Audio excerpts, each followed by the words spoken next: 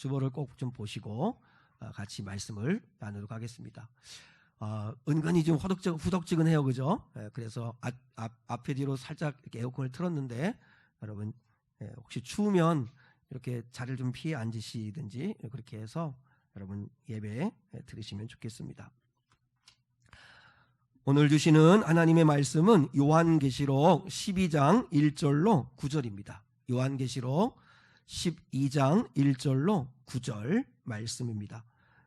주보에 있습니다. 아니면 또 성경책을 펼치셔서 우리 요한계시록 12장 1절로 9절 말씀을 함께 받들어 읽겠습니다.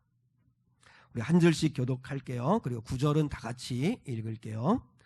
하늘에 큰 이적이 보이니 해를 옷 입은 한 여자가 있는데 그 발 아래에는 달이 있고 그 머리에는 12별의 관을 썼더라. 이 여자가 아이를 베어 해산하게 되매 아파서 애를 쓰며 부르짖더라. 하늘에 또 다른 이적이 보이니 보라, 한 큰 붉은 용이 있어 머리가 7이요 뿔이 10이라. 그 여러 머리에 7 왕관이 있는데 그 꼬리가 하늘의 별 3분의 1을 끌어다가 땅에 던지더라. 용이 해산하려는 여자 앞에서 그가 해산하면 그 아이를 삼키고자 하더니 여자가 아들을 낳으니 이는 장차 철장으로 만국을 다스릴 남자라. 그 아이를 하나님 앞과 그 보좌 앞으로 올려가더라. 그 여자가 광야로 도망하매 거기서 1260일 동안 그를 양육하기 위하여 하나님께서 예비하신 곳이 있더라. 하늘에 전쟁이 있으니 미가엘과 그의 사자들이 용과 더불어 싸울세. 용과 그의 사자들도 싸우나 이기지 못하여 다시 하늘에서 그들이 있을 곳을 얻지 못한지라. 9절을 함께요. 큰 용이 내쫓기니 옛 뱀 곧 마귀라고도 하고 사탄이라고도 하며 온 천하를 꿰는 자라. 그가 땅으로 내쫓기니 아멘. 하나님의 사랑이 느껴지지 않을 때라고 하는 제목으로 함께 말씀을 나누고자 합니다. 요한계시록뿐만 아니라 주일마다 이렇게 설교 말씀을 전하면서 우리 사랑하는 성도들이 너무 어려워하지 않고, 특히 요한계시록은 상징적인 말이 많아서 좀 어렵다는 생각을 선입견으로 가질 수 있으신데요. 너무 이렇게 상징적인 말에 매이지 마시고 전체 흐름에 있어서 이 말씀에서 무엇을 얘기하는가를 여러분이 깨달으시면 그러면 더 쉽게 은혜 받을 수도 있다고 생각을 합니다. 바라기는 주일마다 선포되어진 하나님의 말씀을 통해서 여러분의 속사람과 영혼이 이렇게 살아나는 은혜가 있을 수 있기를 축복합니다. 전쟁에서 제일 중요한 건 여러 가지가 있겠지만 피하 식별이 중요합니다. 아군과 적군을 정확하게 구별해서, 그래서 싸워야 할 대상인 적과 싸우는 것이 가장 중요한 것이죠. 근데 오늘날 우리의 현실 가운데 보면 적이 아닌데 적으로 생각하고 아군끼리 싸우는 일들이 우리 가운데 많이 벌어지기도 한다는 거죠. 제가 목회하면서 실제 보았는데요. 한 여자 집사님이 이렇게 전화가 왔는데 그 전화 화면에 평생 왼수 이렇게 쓰여 있더라고요. 그러면서 이제 전화를 받으시는데 자기야 이렇게 전화를 받으시더라고요. 자기 남편을 평생 왼수, 이렇게 아마 화가 나는 일이 있었던 것 같아요. 그렇게 이름을 저장해 놓았더라고요. 또 어떤 분은 그런 분들이 있다고 그래요. 전화가 왔는데 미운 우리 새끼 이렇게 전화가 이렇게 찍히는데 알고 보니까 속썩이는 자식을 말하는 거죠. 심정은 충분히 이해를 할 수 있을 것 같아요. 그죠? 너무 화가 나기도 하고 하니까 그렇게라도 한번 스트레스를 풀어보는 거죠. 그럼에도 불구하고 우리가 기억해야 할 건 뭐냐면 남편과 자식은 내가 싸워야 할 적은 아니라는 것을 기억해야 한다는 것입니다. 가족을 오히려 이렇게 부부간에도 서로 사랑하지 못하게 만들고 서로 갈등하고 서로 배신하고 그리고 가족 가운데 싸우고 다투게 만드는 건 악한 마귀의 역사이기 때문에 적은 악한 마귀지 절대 가족은 아니란 사실을 기억하셔야 합니다. 많은 교회들이 분란으로 서로 싸웁니다. 실제 그렇게 생각하고 그렇게 말씀하시는 목사님들이 있습니다. 장로들에게 기선을 제압당하면 안 된다. 기선제압이 중요하다. 또 장로님들끼리 모여서 그렇게 얘기합니다. 우리가 장로가 된 것은 목사를 견제하라고 된 거다. 그러면서 목사, 장로가 서로 적으로 생각합니다. 그건 정말 오해하는 거죠. 목사와 장로는 교회를 섬기고 성도들을 섬기라고 희생하고 섬기라고 하나님이 붙여주신 신실한 동역자들이지 절대 갈등해야 될 관계나 아니면 긴장 관계에 갔거나 아니면 싸워야 할 적은 절대 아니라는 거죠. 그런데 교회 속에도 악한 마귀가 역사해가지고 서로 싸우게 하고 갈등하게 하고 분열하게 만들고 하나 되지 못하게 만드는 일들이 있다는 거죠. 누가 이 배후에서 이렇게 만드는 건가? 배후 세력을 우리가 알아야 되는데 그게 바로 악한 마귀의 역사다 하는 것입니다. 그래서 기억하셔야 됩니다. 절대로 사람이 원수가 아닙니다. 절대로 사람이 적이 아닙니다. 예수님이요 베드로에게 이렇게 말씀했어요. 사탄아 물러가라 이렇게 말씀했어요. 사탄아 내 뒤로 물러가라. 예수님이 그 문맥을 보면 베드로에게 사탄이라고 말씀하신 게 아니고요, 베드로 속에 역사하고 있는 사탄을 향해서 선포하시는 거예요. 그러니까 우리가 절대로 사람에게 애먹이고 힘들게 한 사람한테 사탄아 물러가라 그렇게 사탄 취급하고 귀신 취급하는 건 절대 안 됩니다. 사람이 원수가 아니고 그 사람을 통해서 역사하고 있는 어둠의 세력이 있다는 거죠. 그러니까 예수님은 베드로와 사탄을 분리하셨어요. 구분하셨어요. 우리도 이 사실을 절대로 잃어버리면 안 돼요. 때로 인생을 살다 보면 정말 내게 힘들게 하고 나를 아프게 하고 정말 나한테 마귀짓하고 하는 사람이 있을 수도 있지만, 그러나 우리의 적, 우리의 원수는 사람이 아니라는 거. 그 사람을 사로잡고 있는 악한 어둠의 권세가 그런 말을 하게 하고 미움을 주고 그리고 서로 갈등하게 하고 그렇게 하는 거죠. 보세요. 이 어둠의 세력은요 틈만 있으면 쑥 들어옵니다. 오늘 예배를 드리는 가운데서도 이 악한 마귀는 여전히 역사하고 있어요. 그래서 틈만 있으면 여러분의 생각과 마음속에 쑥 들어가서 내가 설교를 듣는데 전혀 설교는 안 듣고 딴 생각을 한참 하기도 하고요.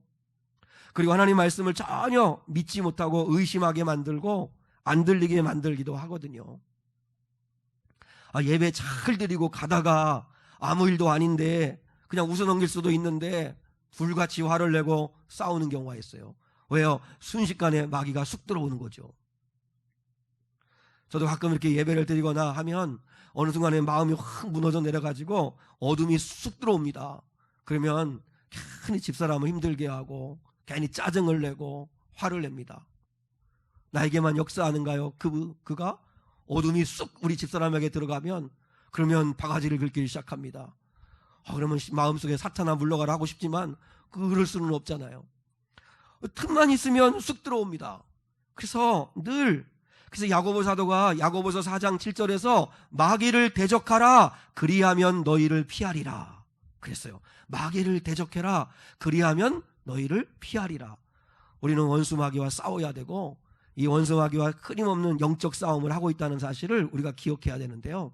근데 많은 세상 사람들은요 눈에 보이는 물질 세계, 눈에 보이는 육의 세계만을 인정하고 조금 더 인정하면 눈에 보이지 않지만 마음의 세계, 정신 세계까지만 인정을 합니다.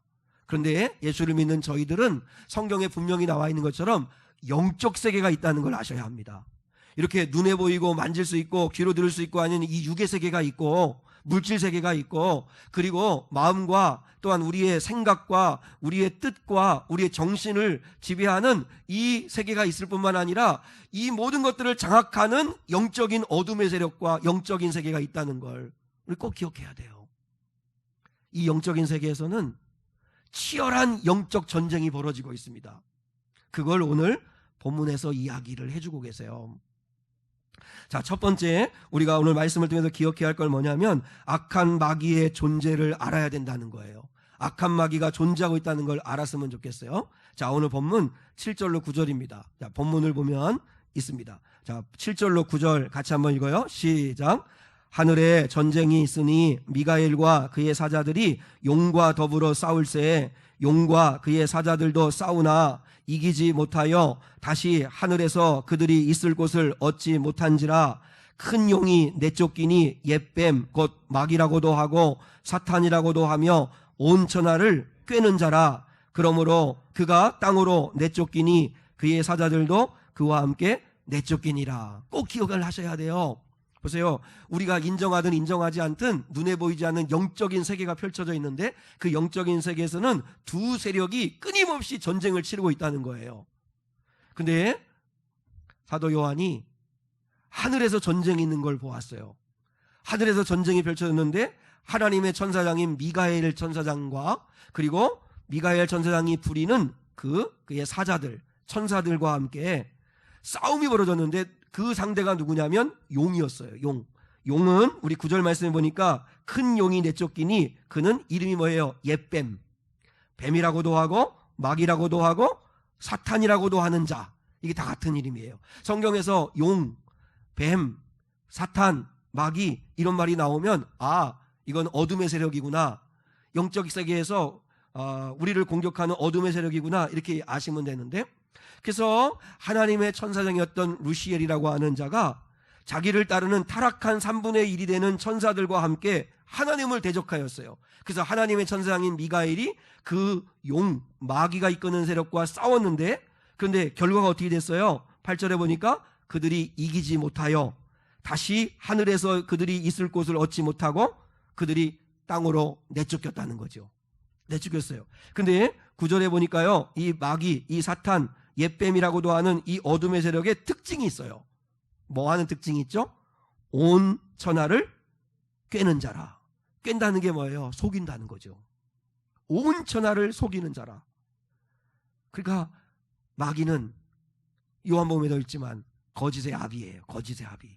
거짓말하고 속이고 많은 사람들을 천국으로 인도하는 것 같지만 지옥으로 인도하고 수많은 사람들을 속이는 일을 온 천하를 꿰는 게 마귀의 역사다 하는 겁니다. 그럼 여러분 보세요. 악한 마귀가 하늘의 전쟁에서 패하여서 쫓겨났어요. 쫓겨나서 이 땅에서 제일 먼저 한 일이 뭐예요? 하나님의 사랑을 받고 하나님의 관심을 받는 아담과 하와를 속이는 일이었잖아요. 아담과 하와를 속여서 죄를 짓게 만들었잖아요. 그래서 인류 모두가 아담과 하와 이후에 태어난 우리 모든 자가 죄인이 되었고, 그리고 끊임없이 지금까지도 악한 마귀는 수많은 사람들을 속이고 공격하고 있잖아요. 마귀의 전략이 뭐냐면, 마귀가 하는 일이 세 가지가 있습니다. 하나는 뭐냐면 믿지 못하게 만드는 겁니다. 그러니까 믿지 않는 사람들을 계속 믿지 못하도록 만드는 일을 합니다. 그러니까 이 사람들은 세상 사람들인데 진리에 관심이 없는 거예요. 복음에 관심이 없는 거예요. 이 세상이나 세상에 있는 것들만 사랑하게 만드는 게 마귀의 전략이에요. 근데 그걸 사도 바울이 깨닫고 고린도후서 4장 4절에서 이렇게 말했어요. 자, 주보에 인용되어 있어요. 같이 한번 읽어요. 시작. 그 중에 이 세상의 신이 믿지 아니하는 자들의 마음을 혼미하게 하여. 이 세상에는 누가 있다고요? 이 세상의 신이 있어요. 이 세상의 신, 어둠의 영, 악한 마귀가 있는데 그 악한 마귀의 역사에 하는 일이 뭐예요? 사람들, 믿지 않는 사람들의 마음을 훔치는 일을 하는 거예요. 혼란하게 하고 혼미하게 만들어서 믿지 못하게 만드는 거예요. 그래서 그리스도의 영광의 복음의 광채가 비치지 못하도록, 빛 가운데로 나가지 못하도록 끊임없이 막는 게 그게 마귀의 역사예요. 교회를 10년을 다니고 20년을 다녀도 믿음이 도무지 안 자란 사람들이 있어요. 여러분 알아야 돼요. 왜냐하면 이 세상의 신이 역사하고 있기 때문에 교회 안에까지도. 그래서 그리스도의 영광의 복음의 광채가 마음에 비치지 못하도록 방해하는 거예요. 이 영적인 방해가 있다는 걸 우리가 알아야 돼요. 영적인 방해가 있다는 거. 두 번째, 마귀는 그러면 좋다, 믿더라도 잘못 믿게 만드는 거예요. 믿더라도 잘못 믿게 만드는 거예요. 마귀는 뭐 하는 자예요? 꿰는 자예요. 속이는 자예요. 아니, 여러분 이해가 안 되잖아요. 왜 이렇게 이단에 많은 사람들이 빠질까요? 우리는 다 이해할 수 없지만 수많은 사람들이 어떻게 이렇게 거짓을 진리인 양 저렇게 믿고 열심을 낼 수 있을까요?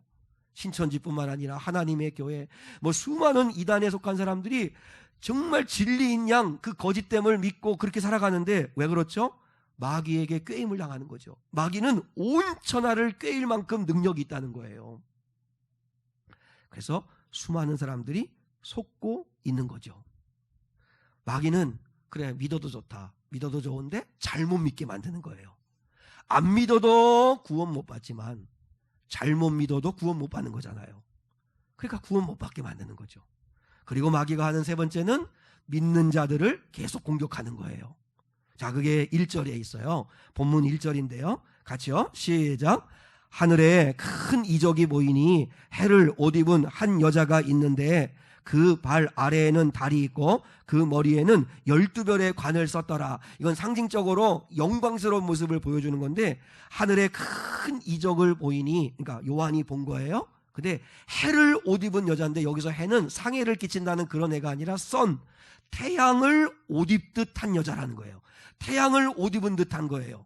그러니까 뒤에서 태양의 빛이 쫙 비치니까 그 사람을 앞에서 정면으로 보는 사람은 태양의 옷을 입은 것 같은 거예요.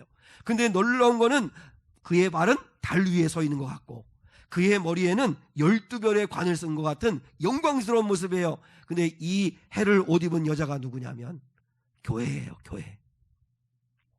정확하게 말하면 구약과 신약을 통틀어 구원받은 무리인 교회, 구약교회와 신약교회를 통틀어서 말하는 구원받은 사람들을 이야기하는 거예요. 여기는 이견은 없어요. 그래서 여자는 이 영광스러운 해를 옷 입은 것 같은 찬란한 영광의 빛을 입은 이 여자는 바로 교회를 이야기하는 거다. 자, 2절. 근데 이 여자가 해산의 고통을 겪어요. 자, 2절이에요. 시작. 이 여자가 아이를 베어 해산하게 되매 아파서 애를 쓰며 부르짖더라. 해산의 진통을 겪고 해산의 수고를 해요. 그러니까 교회는 영혼을 구원하는 사명이 있잖아요. 그래서 마치 어미닭이 새끼를 품는 것처럼 우리가 끌어안아야 되고 말씀을 가르쳐서 어떻게든지 영혼을 거듭나게 하고, 우리 중고등부 아이들도 어떻게든지 예수 믿게 하고 거듭나게 하고 그런 일을 해야 되는 거죠. 이 여자가 아이를 베어 해산하게 되면 아파서 애를 쓰고 부르짖는 이런 일이 벌어지죠. 그럼 여기서 이 여자가 교회인데, 그러면 교회인 여자가 낳은 아들에 대한 해석이 크게 세 가지예요. 주보에 있어요. 주보에 그걸 기록해놨는데, 고대교회 때 교부들은 어떻게 해석을 했냐면, 여자는 누구라고요? 이게 진도가 어딘지 지금 못 따라오시는구나. 자, 주보에, 이때는 날 보면 안 돼요. 그럼 서로 무한해요. 지금 눈이 마주치면 안 돼. 자, 고대교회 때 교부들은 여자는 마리아, 아들은 예수 그리스도로 보았죠. 뭐 큰 당연한 해석일 수 있죠. 그 다음에 두 번째는 여자는 유대민족이며 아들은 예수 그리스도를 통해서 시작된 교회로 보았어요. 그리고 최근에 가장 지배적인 해석은 여자는 교회이고, 그리고 이 아들은, 교회가 낳은 이 아이는 교회를 통해서 예수님을 믿게 된 그리스도인들, 교인들, 신자들, 그들을 말하는 거죠. 이 세 가지는 다 맞아요. 다 맞아요. 근데 오늘날 지배적인 해석은 세 번째를 취하고 있는 거예요. 세 번째를. 교회는, 그러니까 여자는 교회요. 그 여자가 해산의 수고를 통해서 낳는 아이는 바로 교회를 통해서 구원받는 그리스도인들, 그들을 이야기하는 거다라고 하는 거예요. 자, 그러면 교회와 그리스도인들이 있어요, 한쪽에. 근데 이들을 끊임없이 공격하는 반대 세력이 있어요. 그게 3절과 4절이에요. 오늘 본문 3절과 4절 같이 또 봐요. 시작. 하늘에 또 다른 이적이 보이니 보라, 한 큰 붉은 용이 있어 머리가 7이요 뿔이 10이라. 그 여러 머리에 7 왕관이 있는데 그 꼬리가 하늘의 별 3분의 1을 끌어다가 땅에 던지더라. 용이 해산하려는 여자 앞에서 그가 해산하면 아이를 삼키고자 하더니. 자, 붉은 용, 마귀, 사탄은 그리스도를 흉내내고 있죠. 그래서 머리가 7인데 뿔이 10이에요. 그리고 머리에는 7 왕관을 쓰고 있고, 그리고 하늘의 별 3분의 1을 끌어다가 땅에 던질 수 있는 그런 능력이 있어요. 마귀는 능력이 있고 권세가 있어요. 그러니까 하늘의 별 3분의 1은 그리스도인들, 교인들을 얼마든지 공격할 수 있는 능력이 있다는 거예요. 그런데 이 용이 목적이 뭐예요? 목적은 여자가 해산을 하면 그 아이를 삼키려고, 죽이려고 하는 거죠. 죽이려고 하는 거. 그러니까 끊임없이 사탄의 목적은 뭐냐면 교회와 성도들을 공격하는 거예요. 교회와 성도들을 계속 공격하는 거예요. 그러니까 여기서 우리가 중요한 한 가지 깨달을 게 있어요. 예수님도 이미 말했어요. 얘들아, 너희가 세상으로부터 미움을 받으면 이상한 일 당하는 것처럼 놀라지 마라. 너희가 내게 속하였으면 내가 세상에서 미움을 받은 것처럼 너희도 세상에서 미움을 받을 거다. 그리고 예수를 믿기 때문에 고난이 오고 손해를 봐야 되고, 앞으로 여러분 통제사회가 되고, 이 정치 권력이 이제 앞으로 이 요한계시록 13장에 가면 바다에서 올라온 짐승, 땅에서 올라온 두 짐승이 있는데, 그 짐승은 교회를 공격하는 방법들이에요. 그럼 교회가 앞으로 많은 공격을 받고, 앞으로 예수 믿는 사람들이, 한번 우리 한국교회도 보세요. 물론 우리가 자초하고 잘못한 것도 많지만, 그러나 2000년 기독교 역사 가운데 교회가 끊임없이 공격받고 미움받고 하는 이유는 주님이 이미 예언하셨어요. 왜냐하면 마귀의 목적이 교회거든요. 그러니까 마귀는 어떻게든지 교회가 해산의 수고를 통해서 낳은 아이를 삼키려고 계속 기회만 엿보고 있는 거예요. 그러니까 여러분, 예수를 믿다가 혹시 고난이 오거나 예수를 믿기 때문에 여러분이 대가를 지불해야 되는 어려운 일이 왔을 때 절대 놀라거나 두려워하지 말고 이렇게 생각하셔야 돼요. 올 게 왔구나. 올 게 왔구나. 알고 있으면 걱정될 게 없잖아요. 그러니까 알고 있어야 돼요. 올 게 왔구나. 그리고 두려워하지 말고. 자, 5절입니다. 5절. 본문 5절이에요. 시작. 여자가 아들을 낳으니 이는 장차 철장으로 만국을 다스릴 남자라. 그 아이를 하나님 앞과 그 보좌 앞으로 올려가더라. 악한 마귀가 그 아이를 삼키려고 노려봤는데, 그 아이가 태어났는데 그 아들을 보니까 무슨 권세가 있어요? 장차 철장으로 만국을 다스릴 남자라. 장차 철장으로 만국을 다스릴 남자. 이거는 이견의 여지 없어요. 첫 번째는 예수 그리스도를 이야기하는 거예요. 그죠? 예수님. 근데 이걸 예수님으로 해석하다 보니까 이단에 이 틈을 비집고 들어와서 공격을 하는 게 뭐냐면, 봐라, 예수가 교회를 낳는데, 그러니까 여자가 아들을 낳은 거잖아요. 근데 이 아들을 예수 그리스도라고 한다면, 장차 철장으로 만국을 다스릴 남자라고 한다면, 그러면 이게 순서가 틀렸지 않냐? 예수가 교회를 낳은 건데 어떻게 교회가 예수를 낳냐? 이렇게 공격을 하는 거예요.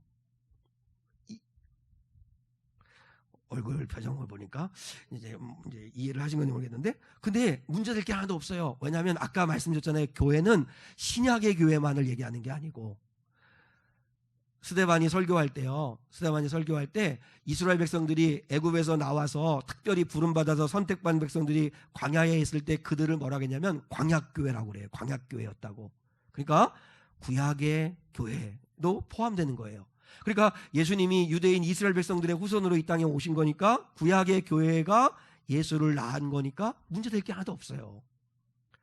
근데 또 하나, 여자인 교회가 해산의 수고를 통해서 아이를 낳았는데 그 아이는 장차 철장으로 만국을 다스릴 남자라고 한 이 남자는 그리스도인으로 보는 거예요.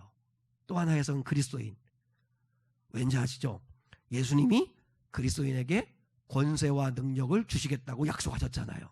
그게 어디냐면 요한복음 14장 12절이에요. 주보에 있어요. 같이 한번 읽어요. 시작. 내가 진실로 진실로 너희에게 이르노니 나를 믿는 자는 내가 하는 일을 그도 할 것이요 또한 그보다 큰 일도 하리니 이는 내가 아버지께로 감이라. 예수님이 뭐라고 그랬어요? 나를 믿는 자는 내가 한 일도 할 것이고 나보다 더 큰 일도 하리라. 그러면서 사도행전 1장 8절에 오직 성령이 너희에게 임하시면 너희가 뭐를 받아요? 권능을 받고. 우리가 권능을 받아요. 우리 그리스도인에게 주신 권세가 뭔지 아세요? 그리스도인에게 주신 권세는 철장으로 만국을 다스릴 수 있는 권세. 다시 말하면 앞으로 예수님께서 철장에 악한 마귀와 귀신들을 다 사로잡아 그곳에 가둘 텐데, 우리 그리스도인들도 마귀와 귀신들을 능히 이길 수 있는 권세가 있다는 거예요. 저는 오늘 주일 2부 예배를 드신 우리 사랑하는 성도들이 잘 안 믿어져도 나 같은 사람한테 무슨 그런 능력이 있을까? 근데 의심하는 데서부터 이미 지는 거예요. 그러지 말고, 나는 예수님을 믿는 나는 마귀와 귀신들인 어둠의 세력을 우울증, 절망감, 두려움, 질병, 고통, 모든 어둠의 세력을 이길 수 있는 권세를 그리스도께서 내게 주셨다는 걸 믿을 수 있기를 축복합니다. 그걸 믿어야 돼요. 아직은 내 안에서 그런 능력이 나타나지 않는 것 같아도 그래도 있다는 사실을 내가 예수님만 온전히 신뢰하면 내게 주신다는 걸 믿으셔야 돼요. 자, 베드로 봐요. 베드로가 성령의 능력을 받고 난 다음에 똑같이 매일 왔다 갔다 하던 곳인데 성전 미문에서 구걸하여 있던 안증뱅이가 있었잖아요. 그 안증뱅이에게 이렇게 선포해요. 은과 금은 내게 없거니와. 보세요. 우리는 물론 은과 금이 있으면 감사하죠. 좋죠. 근데 이게 이게 우리의 삶의 능력의 근원은 아니라는 거예요. 은과 금이 없을 수도 있어요. 내가 건강하지 않을 수도 있고 경제적으로 부유하지 않을 수도 있어요. 괜찮아요. 중요한 건 베드로가 뭐라고 말했어요? 내게 있는 것을 너에게 주고 싶다. 은과 금은 없어. 나는 은과 금은 없어. 근데 내게 있는 것, 나사렛 예수 그리스도의 이름으로 걸어라 할 때 그가 걷기도 하고 뛰기도 했잖아요. 베드로에게 있는 게 뭐예요? 예수 그리스도의 이름의 권세가 있었어요. 예수 그리스도의 이름의 권세. 저는 이 권세가 여러분에게 있다는 사실을 믿을 수 있기를 축복해요. 은과 금은 없을 수 있어요. 은과 금이 행복이라고 생각하지 말아요.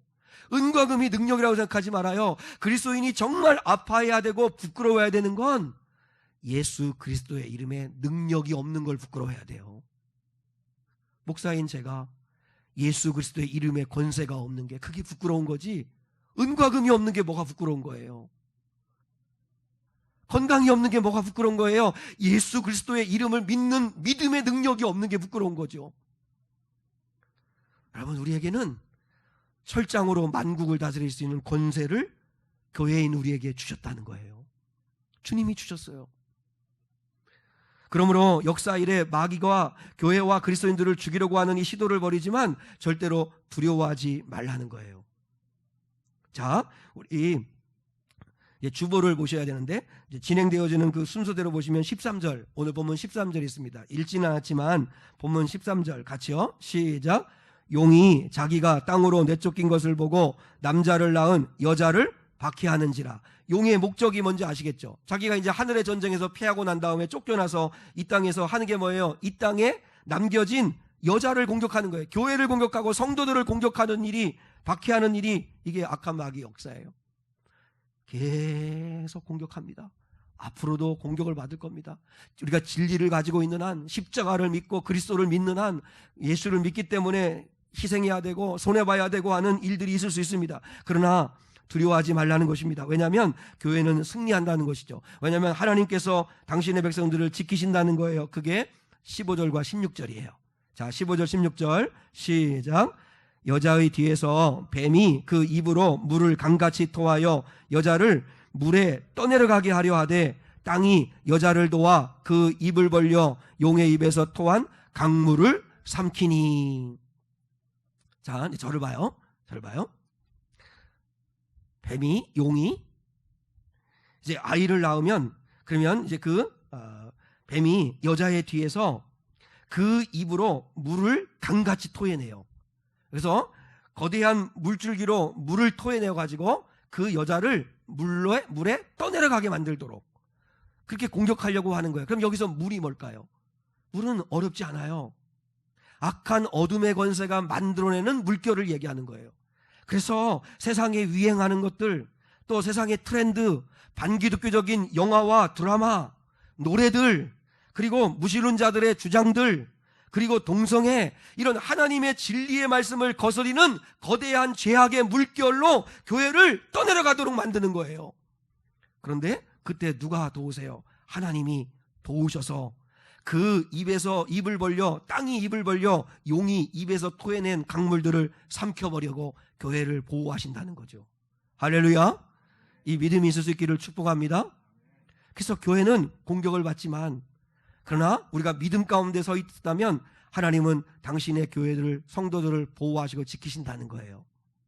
그런데 문제는 이제 저도 마찬가지 입장이기 때문에, 교회가 승리한다, 하나님이 보호하신다, 하나님은 능력이 하나님이다, 하나님은 기적이 하나님이다, 좋아요. 저는 부인하지는 않아요. 그런데 문제는 나에게는 그렇지 않은 것 같다는 느낌을 많이 받는다는 거예요. 그래서 오늘 설교 제목이 뚱딴지 같이, 원래는 설교가 이런 방향으로 가려고 한 게 아닌데, 근데 설교를 준비하다 보니까 결론이 이 방향으로 갔어요. 하나님의 사랑이 느껴지지 않을 때가 나는 있더라는 거예요. 하나님은 기적의 하나님이라고 하는데 우리 교회와 나에게는 기적이 안 나타나는 것 같아요. 하나님이 사랑의 하나님이라는데 하나님의 사랑이 안 느껴져요. 이 문제를 우리가 풀어야 되잖아요.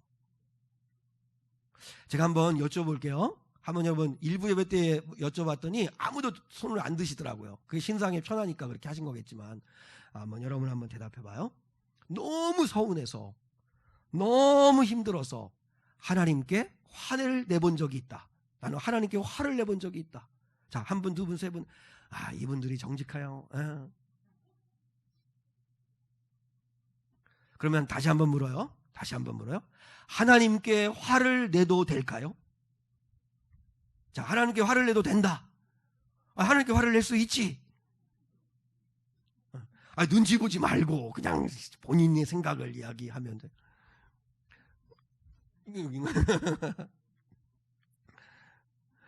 사실 여러분, 우리는, 저도 마찬가지인데 하나님이 너무 두렵고 무서우니까 감히 화를 낸다는 것까지는 생각을 못해요. 근데 솔직하게 우리 마음 안에 그런 분노, 어떤 서운함, 어떤 하나님 앞에 화나는 마음, 이런 마음을 숨기고 아무 일도 없는 것처럼 신앙생활 할 때가 있다는 거죠. 근데요, 하나님께 화를 내도 될까? 하나님께 화를 내도 됩니다. 왜냐하면 성경에 하나님께 화를 낸 사람이 있더라고요. 누굴까요? 욥이죠. 욥입니다. 성경의 학자들이 욥이 친구들과 막 논쟁을 벌이잖아요. 그건 다 하나님께 하는 말들이에요. 하나님께. 근데 하나님께 하는 말인데 그 성경학자들이 이렇게 풀었습니다. 욥이 하나님께 대들었다, 이렇게 풀었습니다. 하나님이 욥이 하나님께 대든 겁니다. 뭐라고 대들었냐면 이걸 풀어보면 이런 이야기입니다. 하나님, 대답해 보십시오. 내가 죄를 지은들 얼마나 큰 죄를 졌길래 하루아침에 재산 다 잃고, 사랑하는 생떼 같은 자식들 잃고, 아내 도망가고, 가정 깨지고, 내 몸 병들고, 이 꼴이 뭡니까? 내가 도대체 하나님께 무슨 잘못을 그렇게 크게 했다고 하나님 나를 이렇게 만드셨습니까? 하나님, 입이 있으면 대답을 한번 해보세요. 내가 도대체 무슨 죄를 진 겁니까? 죄를 지었다고 설명을 해주시면 내가 받아들이겠습니다. 아니, 내가 화내는 게 아니고 욥이 그렇게 한 거예요. 그게 뭐냐면 1장부터 37장까지예요. 차라리 안 태어났으면 이 꼴 저 꼴 안 보고 좋았을 걸 하며 자기 생일을 막 저주하기도 하고. 여러분, 하나님께 욥이 대들어요. 열받아가지고 하나님 앞에 막 쏘아붙여요. 그런데 하나님은 끝까지 하나님이 욥이 왜 고난을 받고 왔는지 설명 안 해줘요. 한 번은 사탄이 와가지고 네가 믿음이 있어서 날 사랑하는 게 아니라 내가 너한테 준 것이 많아가지고 그래서 날 좋아한다고 하더라. 그래서 사탄하고 내가 내기를 벌였다, 이런 얘기도 안 하시고, 그리고 네 믿음이 어디까지인가 내가 한번 보고 싶었다, 이런 말씀도 안 하시고, 대신 하나님이 38장부터 마지막 장 42장까지 넉 장에 걸쳐가지고 계속 하나님이 욥한테 질문을 해요. 무슨 질문을 해요? 네가 말의 힘줄을 누가 만든 줄 아냐? 악어를 누가 만들 줄 아냐? 악어가 콧김을 내면 많은 사람들이 두려워하지, 그거 누가 그 악어에게 힘준 줄 아느냐? 너 혹시 우박 창고를 본 적 있느냐? 내가 창고에서 번개를 가지고 와서 치는 걸 네가 보았냐? 네가 바다의 한계를 내가 만들 때 너 어디 있었냐? 계속 대답할 수 없는 질문을 계속해요. 하나님 무슨 질문하냐면 내가 누구인가를 계속 설명해요. 내가 전능한 하나님이라는 것을 자꾸 설명해요. 근데 욥이 대답 한마디를 못해요. 아니, 할 수가 없잖아요. 알 수 없으니까. 근데 놀라운 건 그렇게 하나님께 대들고 화를 냈던 욥이 42장에서 회개를 해요. 절대 회개 안 하고 내가 무슨 죄를 지었냐고 설명을 해보시라고 그렇게 이야기하던 욥이 하나님 앞에 회개해요. 자, 주보에 있어요. 욥기 42장 1절로 6절. 한번 꼼꼼히 한번 차분하게 읽어요. 시작. 욥이 여호와께 대답하여 이르되 주께서는 못하실 일이 없사오며 무슨 계획이든지 못 이루실 것이 없는 줄 아오니 무지한 말로 이치를 가리는 자가 누구니까? 내가 깨닫지도 못한 일을 말하였고 스스로 알 수도 없고 헤아리기도 어려운 일을 말하였나이다. 내가 말하겠사오니 주는 들으시고 내가 주께 묻겠사오니 주여 내게 알게 하옵소서. 내가 주께 대하여 귀로 듣기만 하였사오나 이제는 눈으로 주를 배옵나이다. 그러므로 내가 스스로 거두어드리고 티끌과 제 가운데에서 뭐하나이다? 회개하나이다. 욥이 하나님 아버지 앞에서 하나님의 질문을 받는데 하나님의 존재를 귀로만 듣다가 이제 눈으로 보는 체험을 하고 난 다음에는 회개를 해요. 근데 너무 감격적인 건요, 욥기 1장이 결론을 거기에 미리 얘기하는 거거든요. 욥기 1장 20절은 제가 주보에 기록하지 않았는데 하나님은 욥이 믿음을 버리지 않았고 하나님께 범죄한 적이 없다고 인정을 해주세요. 1장 22절인데 이 모든 일에 욥이 범죄하지 아니하였고 하나님을 향하여 원망하지 아니하니라. 이상하잖아요. 하나님께 대들고 하나님께 원망하고 생일을 저주하고 왜 이러시냐고 설명해 보시라고 하나님을 화내고 그랬는데 하나님은 두 가지를 인정해 주세요. 범죄한 적이 없고 믿음을 잃어본 적이 없다고 이렇게 설명을 해주세요. 놀라운 거예요. 나만 놀라면 안 되는데 왜 그러냐면 욥이 하나님께 화를 내던 노발대발을 하든 누구한테 하는 거예요? 하나님이 있다는 걸 믿고 하는 거잖아요. 하나님이 있다는 걸 믿고. 그러니까 욥은 진짜 믿은 거예요. 하나님이 있다는 거. 여러분, 우리는 고난을 받으면 아예 그냥 도망가 버려요. 차라리 하나님께 대들든지 하나님 앞에 화를 내면서 하나님과 싸우든지 하나님 앞에 나와서 기도를 하면서 풀어야 되는데 도망가 버려요. 그래서 기도도 안 해요. 말씀도 안 봐요. 신방도 안 받아요. 예배도 안 드려요. 그러니까 불신자가 돼요. 하나님 안 믿는 거예요. 화를 나면 화가 난다고, 속상하면 속상하다고, 너무 열받는다고 하면서 하나님 앞에 쏟아놔야 되는데 다윗이 시편을 보세요. 저주시를 하잖아요. 저주의 시를. 하나님 아버지 앞에 자기 속마음을 다 털어놓는 거예요. 저 원수 같은 저 인간의 집안의 자식들이 빌어먹게 해달라고 저주를 막 해요. 하나님 앞에 다 솔직하게 쏟아놔요. 왜요? 하나님을 믿으니까. 근데 이상해요. 하나님 앞에 나와서 쏟아놓고 원망하고 하나님 앞에 대들고 하는데 어느 순간에 마음에 풀어져요. 이해되지는 않는데 내가 지금 당한 고난이 하나님 왜 이렇게 하시는지 이해는 안 되는데 마음이 풀리기를 시작해요. 그래서 하나님 앞에 감사하게 돼요. 그걸 경험해야 돼요. 그래서 여러분, 하나님의 사랑이 잘 안 느껴지고 하나님은 기적의 하나님인데 나한테는 아닌 것 같을 때에 우리가 끝까지 가봐야 돼요. 끝까지 가봐야 돼요. 제가 신학대학원 시절에 경부고속도로를 타고 운전을 하고 가다가 큰 교통사고를 만났어요. 큰 트럭이 제 차를, 조그만 승용차를 들어받아가지고 정말 죽느냐 하는 그런 큰 어려운 그 사고를 만났어요. 사고를 만나자마자 첫 번째 드는 생각이 뭐였어요? 하나님께 너무 서운하더라고요. 너무너무 서운하더라고요. 그러면서 죄책감이 들더라고요. 내가 뭘 잘못했나. 내가 운전에 출발할 때 기도하고 그리고 찬송가 틀어놓고 그리고 이제 신대원에 그것도 놀러 간 것도 아니고, 놀러 가는 것도 괜찮아요. 그 잘못도 아닌데. 근데 신대원에 공부하러 가는 길인데 사고를 딱 만나니까 너무너무 서운한 거예요. 너무너무 서운한 거예요. 그래서 그때는요 감사도 안 했어요. 근데 지나고 나서 알았어요. 지나고 나서 주님은 나를 버리시고 나와 함께하지 않으시고 나를 지키셨다는 사실을 알게 됐어요. 왜냐하면 그렇게 사고가 크게 났는데 난 머리털 하나 상하지 않았어요. 근데 그때는 감사 안 했어요. 사고 난 충격 그것 때문에 이해가 안 돼가지고. 그리고 트럭 운전자가 거짓말을 해가지고 내가 가해 차량이 됐어요. 내가 다 사고를 물어줘야 되겠는데, 근데 너무 고맙게도 교통조사계 경찰들이 직접 현장까지 나와가지고 제조사를 해줬어요. 그래가지고 내가 피해자랑이 됐어요. 그 결과를 뒤집어 줬어요. 그리고 이 교통사고를 통해서 제가 철저하게 깨달은 게 뭐냐면, 죽음이 멀리 있는 게 아니네. 나도 어느 순간에 죽을 수도 있는 거네. 그러다 보니까 여러분 겸손해지더라고요. 지나고 나서 알았어요. 하나님이 지켜줬다는 거, 하나님이 함께했다는 거, 너무너무 감사하다는 거. 근데 그때는 서운해가지고 하나님을 원망했거든요. 지나고 보면 알게 돼요. 그리고 그 지나고 난 다음에 이 땅에서 풀어지면 좋겠는데 안 풀어질 수도 있어요. 언제 할 수 있냐면 천국에 가야 할 수 있을 수도 있어요.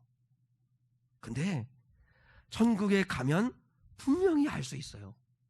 그걸 사도 바울이 알고, 사도 바울이 로마서 8장 18절에서 이렇게 고백했어요. 주보에 있어요. 한번 같이 봐요. 시작. 생각하건대 현재의 고난은 장차 우리에게 나타날 영광과 비교할 수 없도다. 생각하건대란 이야기는 무슨 말이냐면 계산기 두드려 봐라, 저울질 한번 해봐라, 저울질을 해보라는 뜻이에요. 한번 따져봐라. 현재에 예수 믿기 때문에 현재에 당하는 고난, 예수 믿어서 희생해야 되고, 예수 믿어 손해봐야 되고, 예수 믿어가지고 내가 치러야 될 이 값을, 이 현재 이 고난하고 장차 하나님 아버지 앞에, 지금은 다 이해하지 못하지만 장차 하나님 앞에 섰을 때 그분으로부터 받을 영광하고 두 가지를 놓고 한번 비교해봐라. 나는 현재의 고난보다 장차 하나님 앞에서 받을 그 영광을 생각해 보니까 이건 비교가 안 되더라. 비교가 안 되더라. 그게 바울의 고백이에요. 현재의 고난은 장차 하나님 아버지 앞에 섰을 때 받을 영광과는 비교도 안 될 만큼 하나님 아버지 앞에서 받을 상이 큰 거예요. 근데 지금은 다 이해되지 않을 수도 있어요. 그럼에도 불구하고 우리는 하나님이 어떻게 역사하시냐면 오늘 말씀의 결론 6절이에요. 자, 6절. 본문 6절이에요. 자, 시작. 그 여자가 광야로 도망하며 거기서 1260일 동안 그를 양육하기 위하여 하나님께서 예비하신 곳이 있더라. 끝까지 가봐야 되는데 현실은 어떠냐면요, 현실은 전반절처럼 그 여자, 교회가, 성도가 광야로 도망해야 되는 것 같은 현실이에요. 마귀에게 쫓겨서, 예수 믿는 게 너무 어려워서. 지금 사실 1세기 때 사도 요한은 밤모섬에, 그리고 성도들은 다 토굴에, 아니면 광야에, 아니면 지하 무덤에, 도미티아누스 황제의 그 기독교 핍박 때문에 너무 두려우니까 다 숨었잖아요. 다 광야로 숨어들었잖아요. 근데 현실은 겉으로 드러날 때는 예수 믿는 사람들이 교회가 광야로 도망가는 것 같은데 나중에 알고 봤더니 그 광야는 뭐였다고요? 후반절, 하나님께서 예비하신 곳이었다고. 그게 제일 대표적인 사람이 요셉이에요. 요셉이 17살에 형들한테 미움을 받아요. 형들이 너무 미우니까 죽이려고 했다가 실패하니까 그를 돈을 받고, 그래서 인신매매한 거예요. 노예로 팔아요. 자기 동생을. 이복 동생이라도 어떻게 그럴 수 있어요. 동생을 팔아서 애굽의 노예가 되어 와요. 애굽의 노예로 팔렸다가 거기서 또 잘 적응하는 것 같은데 보디발의 아내에게 누명을 써가지고 감옥에도 가서 2년간 감옥 생활을 해요. 자, 한번 생각해봐요. 애굽이라고 하는 광야, 감옥이라고 하는 광야에 자기 의지하고는 상관없이 요셉이 쫓겨가듯이 거기서 살아요. 그런데 나중에 알고 봤더니 그 애굽이라고 하는 광야, 감옥이라고 하는 광야는 하나님의 예비하시는 장소였어요. 그래서 요셉이 창세기 45장 5절에서 이렇게 고백하잖아요. 자, 마지막 말씀이에요. 시작. 당신들이 나를 이곳에 팔았다고 해서 근심하지 마소서, 한탄하지 마소서. 하나님이 생명을 구원하시려고 나를 당신들보다 먼저 보내셨나이다. 아멘. 이런 은혜가 있다고요. 광야인 줄 알았는데, 도망간 거였는데, 너무 힘들었는데 나중에 알고 봤더니 하나님의 예비하심이 있고 합력하여 선을 이루어주시는 은혜가 있더라고요. 여러분이 주를 사랑하고 주님을 믿는 믿음 지키고 그리고 살아가면 때때로 용, 뱀, 사탄, 옛뱀이라고 하는 그 어둠의 세력으로부터, 그 어둠의 세력이 부리는 눈에 보이는 세력들로부터 예수 믿는 우리가 공격받을 수 있고, 어려움 당할 수도 있고, 시험 당할 수도 있고, 고난받을 수도 있는데, 그럼에도 불구하고 예수를 끝까지 붙들고 예수님을 믿으면, 그러면 나중에 알게 되는 거예요. 그 광야는 하나님의 예비하시는 아름다운 은혜였다는 걸, 하나님이 합력하여 선을 이루신다는 걸, 하나님이 뒤집어 주신다는 걸. 우리가 알잖아요. 고난이 오히려 득이 되어가지고 믿음을 지킬 수 있는 힘이 될 수 있었잖아요. 그러니까 영안이 열리셔야 돼요. 그리고 끝까지 가셔야 돼요. 서두르면 이스마엘 되지만 끝까지 인내하고 참으면 이삭을 얻어요. 하나님이 오늘 6절의 은혜, 현실은 광야로 도망가는 것 같은데, 예수 믿는 사람들이 늘 당하는 것 같고 쫓기는 것 같은데, 그런데 알고 봤더니 거기는 하나님이 우리를 양육하기 위하여, 우리를 세우기 위하여 하나님께서 예비하신 곳이었다는 걸 알게 될 거예요. 이 은혜가 교회에 있고 성도들에게 있어요. 그러니까 이 믿음 가지고 달려가는 저와 여러분 될 수 있기를 주님의 이름으로 축원해요. 오늘 이 시간에 결단의 찬양은 예수 늘 함께 하시네. 고단한 인생길 힘겨운 오늘도 예수 내 마음 아시네.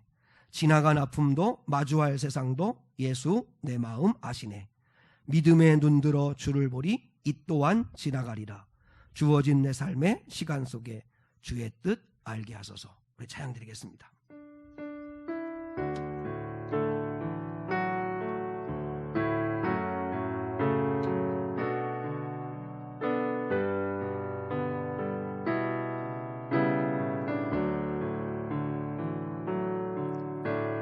고단한 인생길 힘겨운 오늘도 예수 내 마음 아시네.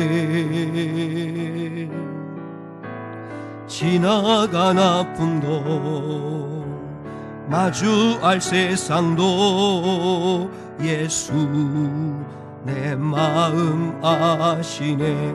하루를 살아도 기쁨으로 가리, 하루를 살아도 기쁨으로 가리. 예수 늘 함께 하시네. 후회도 염려도 온전히 맡기리. 예수 늘 함께 하시네. 믿음에 눈들어 주를 보리 이 또한 지나가리라. 주어진 내 삶의 시간 속에 주의 뜻 알게 하소서. 믿음에 눈들어 주를 보리, 믿음에 눈들어 주를 보리 이 또한 지나가리라. 주어진 내 삶의 시간 속에 주의 뜻 알게. 마지막으로 한 번 더 우리의 믿음의 눈을 들어, 믿음의 눈 들어 주를.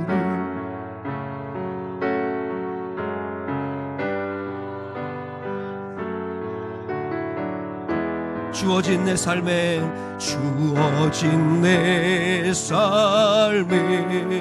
시간 속에 주의 뜻 알게 하소서.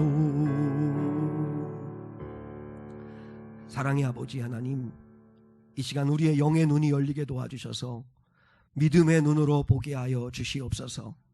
아버지 하나님, 겉모습으로 겉으로 드러날 때는 용, 뱀, 사탄, 마귀, 어둠의 권세로부터, 세상의 물결로부터 예수를 믿고 온전한 신앙생활을 하는 것이 늘 광야로 쫓겨가야 되고 밀리는 것 같고 당하는 것 같고 어려움에 겪지만 끝까지 가보면 압니다. 지금 당장은 하나님의 사랑이 느껴지지 않고 하나님의 기적이 나에게는 나타나지 않는 것 같다 할지라도 끝까지 가보면, 주님 앞에 서보면 반드시 우리 주님은 알게 하실 것입니다. 그리고 하나님은 여전히 우리를 도우시고 여전히 함께 하시고 사랑하신다는 사실을 알게 될 것입니다. 거룩하시고 자비하신 아버지 하나님, 우리 사랑하는 귀한 성도들, 오늘 요한계시록 12장의 말씀을 붙들게 도와주셔서 우리 주님이 여자와 교회를, 성도들을 얼마나 사랑하시는지, 우리에게 어떤 권세와 능력을 주셨는지 알게 하여 주시고, 결코 하나님 아버지 두려워하지 말게 하시며 쫄지 말게 하시며 염려하지 말게 도와주시옵소서. 그리고 하나님 아버지, 그리스도가 승리한 것처럼 저희도 예수의 이름으로 승리하게 도와주시고, 하나님이 합력하여 선을 이루심을 경험하게 하시고, 쫓겨 같은 광야가 하나님의 예비하시는 장소였다는 사실을 알게 되는 은혜가 있게 하여 주시옵소서. 오늘도 하나님 아버지, 귀한 성도들 주 앞에 나오게 하시니 감사하고, 나올 때 빈손으로 오지 아니하고 귀한 예물 구별하여 믿음으로 정성을 담아드린 손길들 복 주시고 하나님 축복하여 주시옵소서. 특별히 아버지 하나님께서 우리 사랑하는 성도들 한 사람 한 사람을 기억하시며 어디에 있든지 승리하게 하시며 주의 영광을 위해 쓰임받는 자들 되게 하옵소서. 특별히 우리 아이들, 우리 중고등부 아이들, 청년들을 기억하시사 이 아이들이 군복무하고 직장생활하고 직장을 준비하고 공부하는 모든 과정 속에 하나님의 살아계심을 알게 하옵시며 세상 죄악된 물결에 떠내려가지 않게 도와주시고 이 아이들을 주께서 지켜주시옵소서. 아버지, 역사해 주시고 인도하여 주실 줄 믿고 예수 그리스도의 이름 받들어 기도드리오며, 지금은 우리 주 예수 그리스도의 은혜와 하나님 아버지의 극진하신 사랑과 성령 하나님의 함께 하심이 오늘 여기 모여 예배한 사랑하는 성도들 위에 영원히 함께 하시기를 축원하옵나이다. 아멘.